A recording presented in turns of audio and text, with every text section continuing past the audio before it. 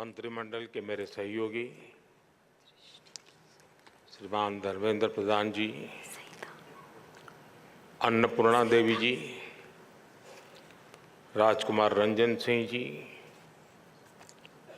सुभाष सरकार जी, देश के विभिन्न भागों से आए शिक्षकगण, सम्मानित प्रबुद्धजन और देश भर से जुड़े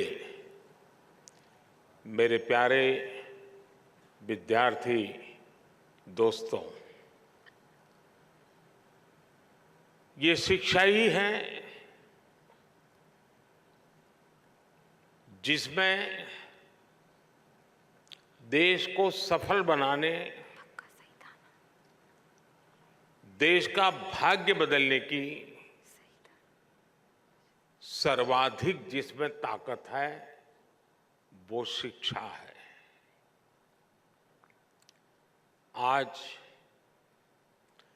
21वीं सदी का भारत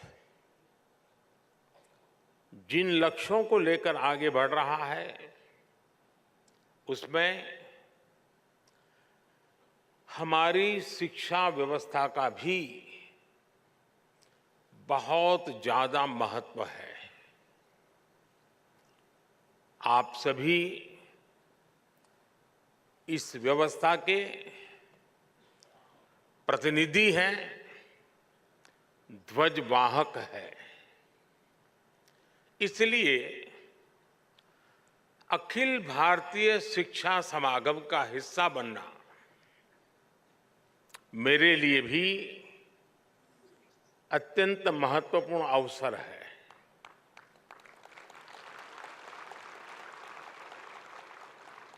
मैं मानता हूं विद्या के लिए विमर्श जरूरी होता है,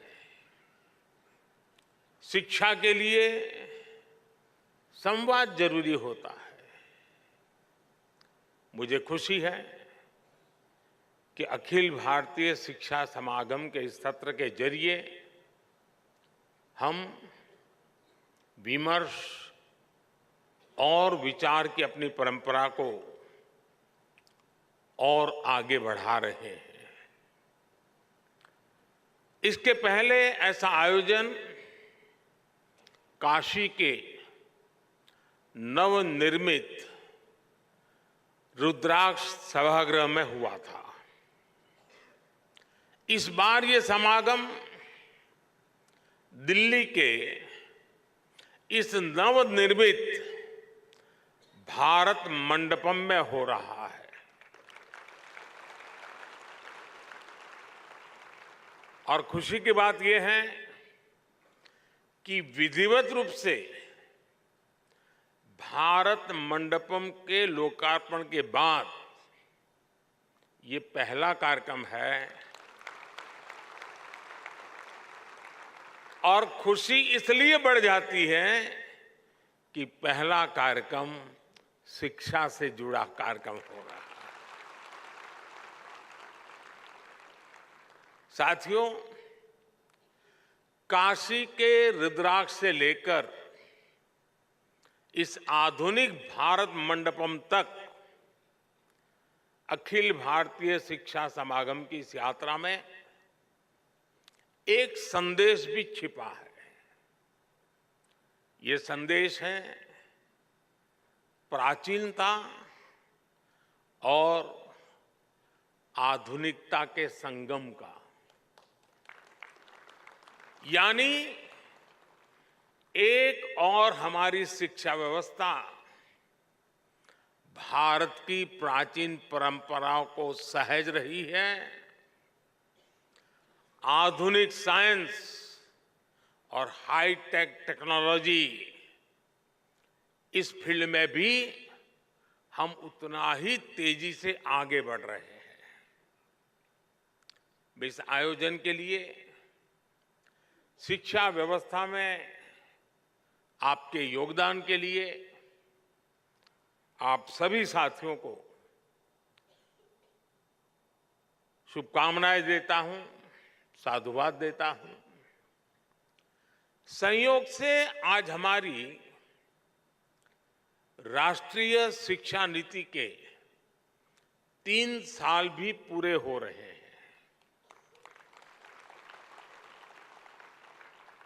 देश भर के बुद्धिजीवियों ने,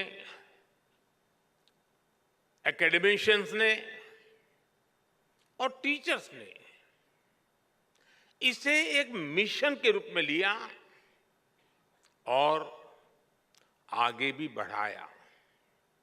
मैं आज इस अवसर पर उन सभी का भी धन्यवाद करता हूं, उनका आभार प्रकट करता हूं। अभी मैं यहां आने के पहले पास के पेविलियन में लगी रही प्रदर्शनी देख रहा था। इस प्रदर्शनी में हमारे स्किल और एजुकेशन सेक्टर की ताकत को, उसकी उपलब्धियों को दिखाया गया। नए नए इनोवेटिव तरीके दिखाए गए। मुझे वहां बाल वाटिका में बच्चों से मिलने का और उनके साथ बात करने का भी मौका मिला। बच्चे खेल खेल में कैसे कितना कुछ सीख रहे हैं, कैसे शिक्षा और स्कूलिंग के मायने बदल रहे हैं, ये देखना मेरे लिए वाकई उत्साहजनक था। और मैं आप सबसे भी आग्रह करूंगा कि कार्यक्रम समाप्त होने के बाद जब मौका मिले तो जरूर वहां जाकर के इन सारी गतिविधियों को देखें। साथियों, जब युग बदलने वाले परिवर्तन होते हैं तो वो अपना समय लेते हैं। 3 साल पहले जब हमने राष्ट्रीय शिक्षा नीति की घोषणा की थी तो एक बहुत बड़ा कार्यक्षेत्र हमारे सामने था। लेकिन आप सभी ने राष्ट्रीय शिक्षा नीति को लागू करने के लिए जो कर्तव्य भाव दिखाया,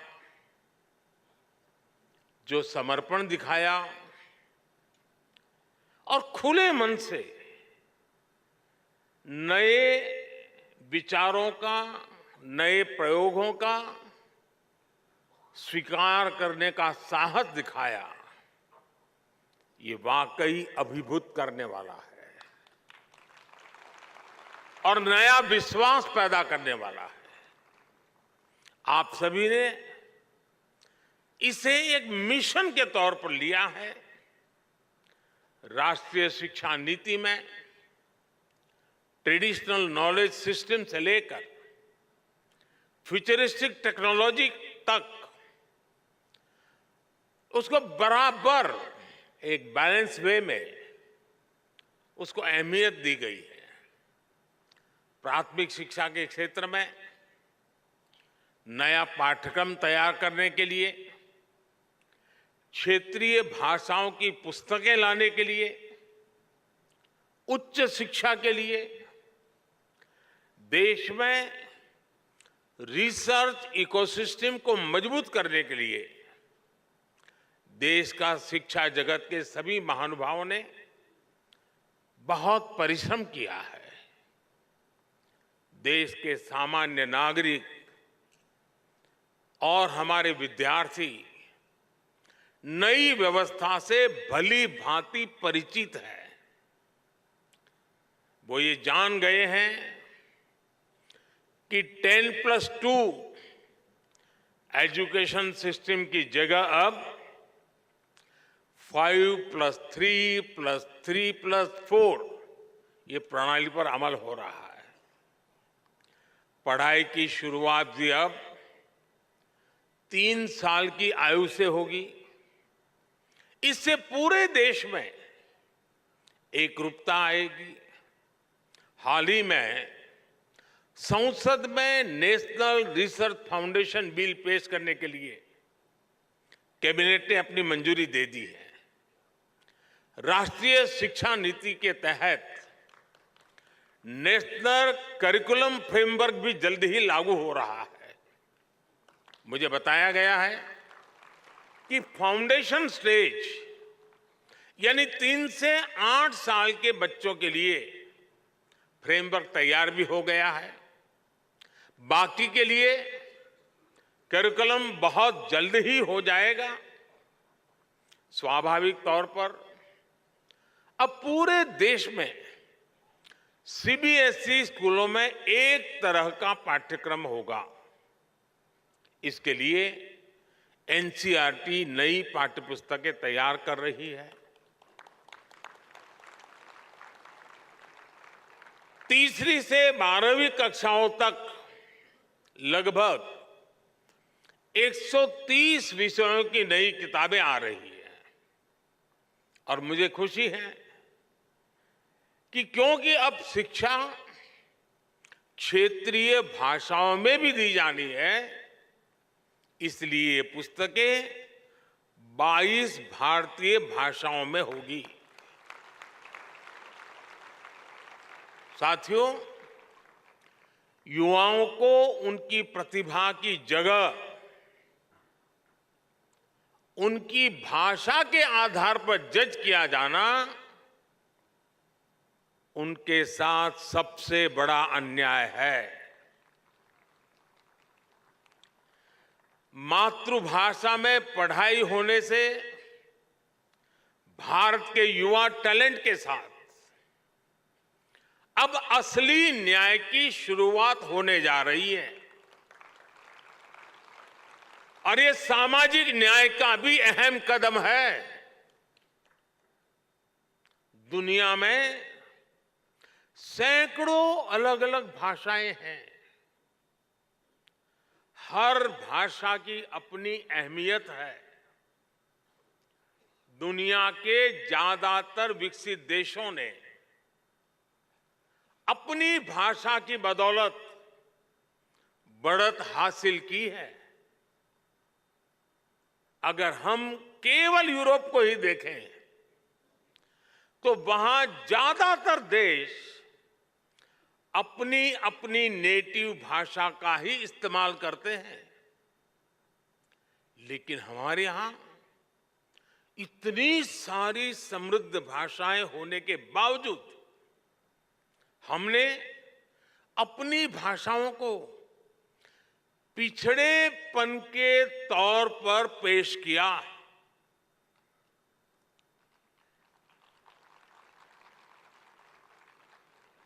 इससे बड़ा दुर्भाग्य क्या हो सकता है? कोई कितना भी इनोवेटिव माइंड क्यों ना हो, अगर वो अंग्रेजी नहीं बोल सकता था तो उसकी प्रतिभा को जल्दी स्वीकार नहीं किया जाता था।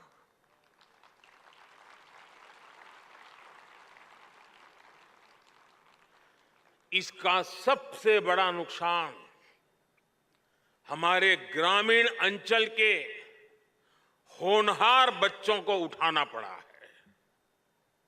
आज आजादी के अमृत काल में नेशनल एजुकेशन पॉलिसी के जरिए देश ने इस हीन भावना को भी पीछे छोड़ने की शुरुआत की है। और मैं तो यूएन में भी भारत की भाषा बोलता हूं।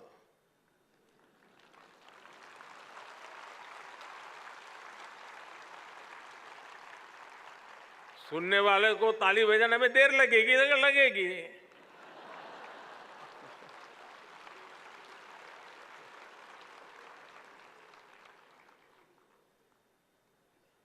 साथियों, अब सोशल साइंस से लेकर इंजीनियरिंग तक की पढ़ाई भी भारतीय भाषाओं में होगी।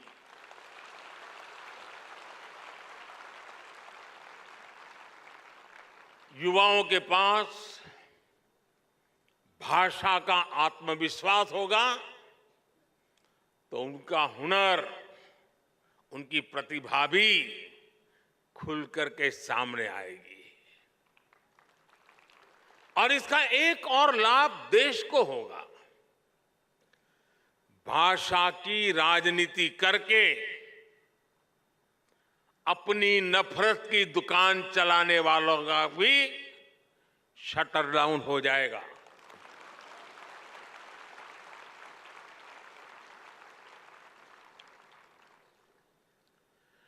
नेशनल एजुकेशन पॉलिसी से देश की हर भाषा को सम्मान मिलेगा, बढ़ावा मिलेगा। साथियों, आजादी के अमृत महोत्सव में आने वाले 25 साल बहुत ही महत्वपूर्ण है। इन 25 सालों में हमें ऊर्जा से भरी एक युवा पीढ़ी का निर्माण करना है। एक ऐसी पीढ़ी जो गुलामी की मानसिकता से मुक्त हो, एक ऐसी पीढ़ी जो नए नए इनोवेशंस के लिए लालायित हो, एक ऐसी पीढ़ी जो साइंस से लेकर स्पोर्ट्स तक हर क्षेत्र में भारत का नाम रोशन करे, भारत का नाम आगे बढ़ाए।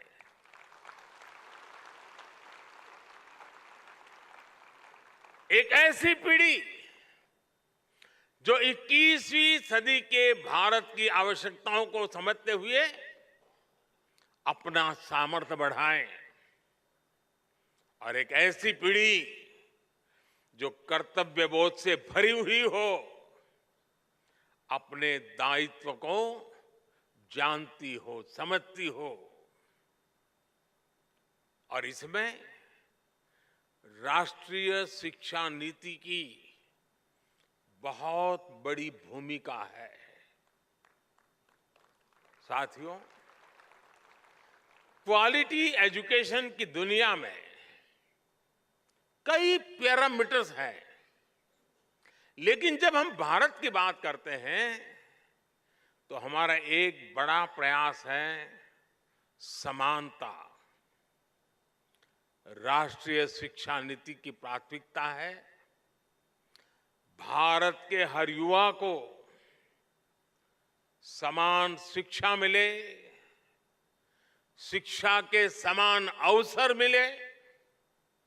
जब हम समान शिक्षा और समान अवसरों की बात करते हैं तो ये जिम्मेदारी केवल स्कूल खोल देने मात्र से पूरी नहीं हो जाती।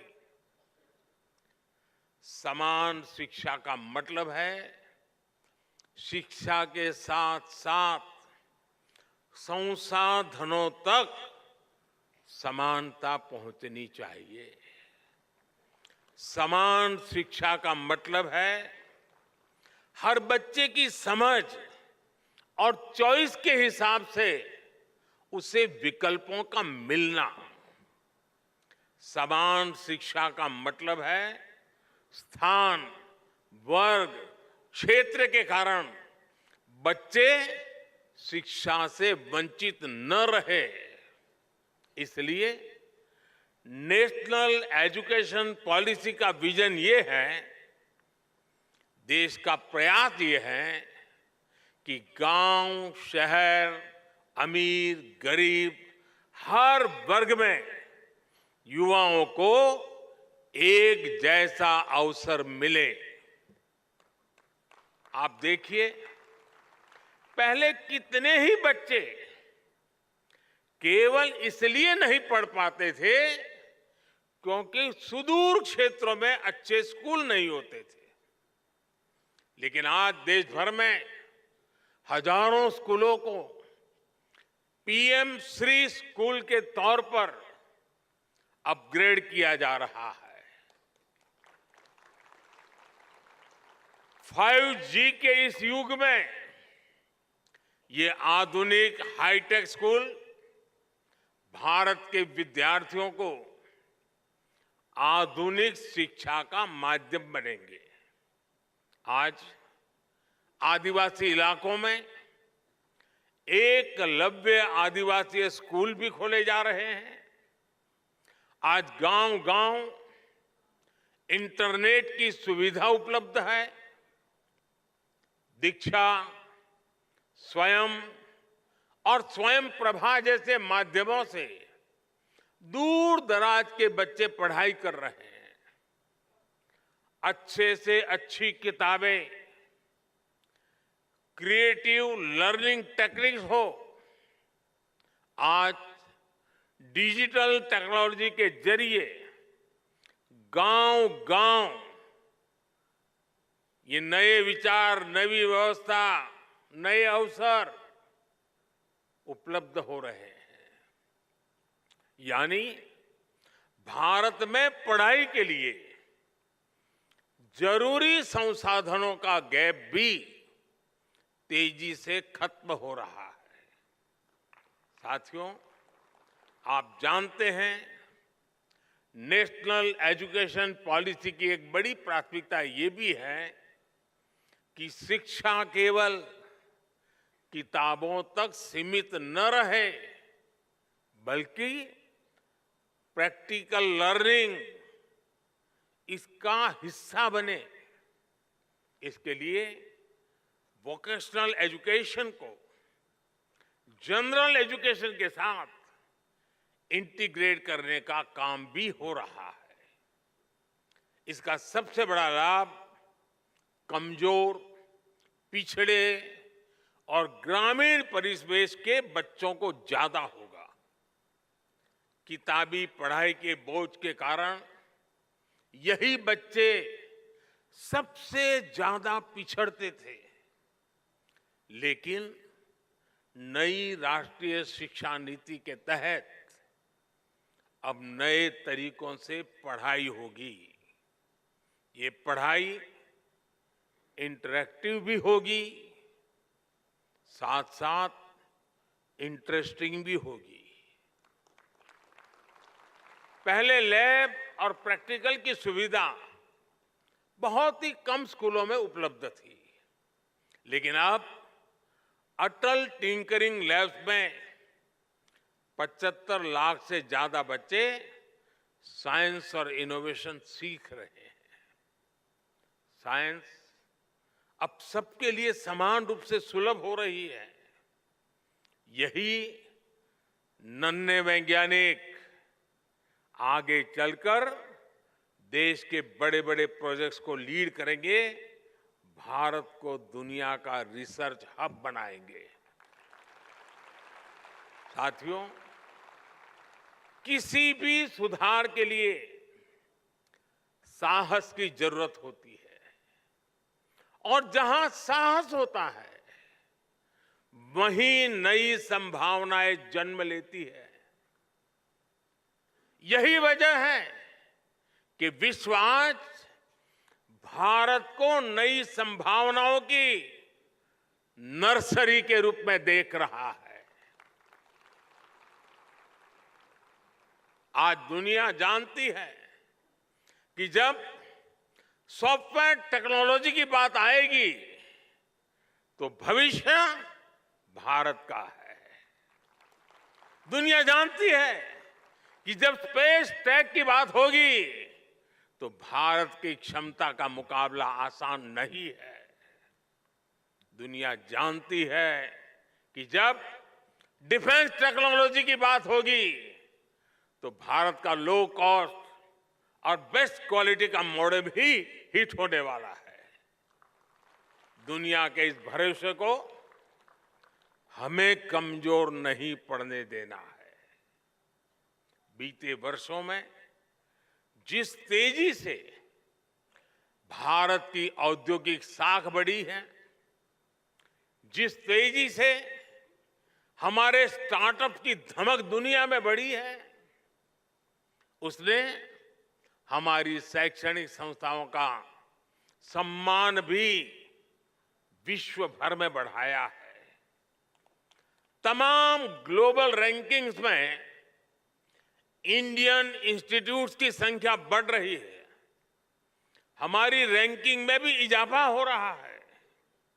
आज हमारे आईआईटी के दो कैंपस जंजीबार और अबू धाबी में खुल रहे हैं।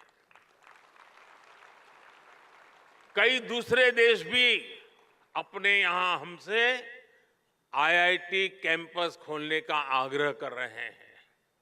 दुनिया में से मांग बढ़ रही है।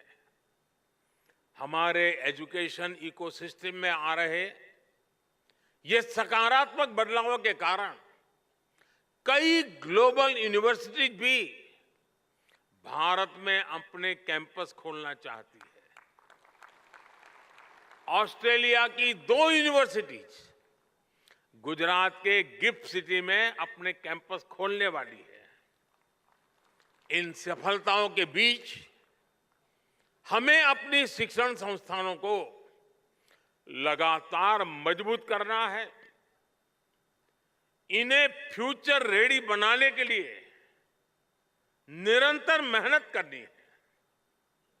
हमें हमारी इंस्टीट्यूट्स, हमारी यूनिवर्सिटीज, हमारे स्कूल्स और कॉलेजेस को इस रिवॉल्यूशन का केंद्र बनाना है। साथियों, समर्थ युवाओं का निर्माण सशक्त राष्ट्र के निर्माण की सबसे बड़ी गारंटी होती है और युवाओं के निर्माण में पहली भूमिका माता, पिता और शिक्षकों की होती है। इसलिए मैं शिक्षकों और अभिभावकों सभी से कहना चाहूंगा कि बच्चों को हमें खुली उड़ान देने का मौका देना ही होगा। हमें उनके भीतर आत्मविश्वास भरना है ताकि वो हमेशा कुछ नया सीखने और करने का साहस कर सके। हमें भविष्य पर नजर रखनी होगी। हमें फ्यूचरिस्टिक माइंडसेट के साथ सोचना होगा। हमें बच्चों को किताबों के दबाव से मुक्त करना होगा। आज हम देख रहे हैं कि एआई जैसी टेक्नोलॉजी, आर्टिफिशियल इंटेलिजेंस, जो कल तक साइंस फिक्शन में होती थी, वो अब हमारे जीवन का हिस्सा बन रही है।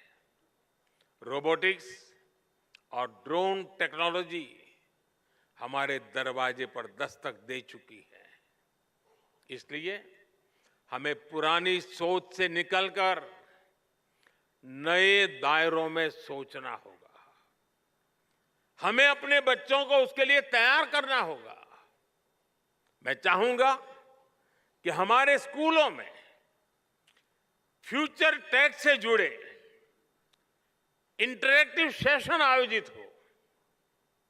डिजास्टर मैनेजमेंट हो, क्लाइमेट चेंज हो या क्लीन एनर्जी जैसे विषय हो, हमारी नई पीढ़ी को हमें इनसे भी रूबरू कराना होगा। इसलिए हमें हमारी शिक्षा व्यवस्था को इस तरह से तैयार करना होगा ताकि युवा इस दिशा में जागरूक भी हो, उनकी जिज्ञासा भी बढ़े। साथियों, भारत भी जैसे जैसे मजबूत हो रहा है, भारत की पहचान और परंपराओं में भी दुनिया की दिलचस्पी बढ़ रही है। हमें इस बदलाव को विश्व की अपेक्षा के तौर पर लेना होगा। योग, आयुर्वेद, कला, संगीत, साहित्य और संस्कृति के क्षेत्र में भविष्य की अपार संभावनाएं जुड़ी है। हमें हमारी नई पीढ़ी को इनसे परिचित करवाना होगा। मुझे विश्वास है अखिल भारतीय शिक्षा समागम के लिए ये सभी विषय प्राथमिकता में होंगे ही। भारत के भविष्य को गढ़ने के आप सबके ये प्रयास एक नए भारत की नींव का निर्माण करेंगे और मुझे पक्का विश्वास है कि 2047 में हम सबका सपना है, हम सबका संकल्प है कि जब देश आजादी के 100 साल मनाएगा, 2047 में ये हमारा देश विकसित भारत होके रहेगा। और ये कालखंड उन युवाओं के हाथ में है जो आज आपके पास ट्रेनिंग ले रहे हैं, जो आज आपके पास तैयार हो रहे हैं, वो कल देश को तैयार करने वाले हैं। और इसलिए आप सबको अनेक अनेक शुभकामनाएं देते हुए इस सपने को पूरा करने के लिए हर युवा के हृदय में एक संकल्प का भाव जगे, उस संकल्प को साकार करने के लिए परिश्रम की पराकाष्ठा हो, सिद्धि प्राप्त करके रहें, इस इरादे से आगे बढ़े। मेरी आप सबको बहुत बहुत शुभकामनाएं हैं। बहुत बहुत धन्यवाद।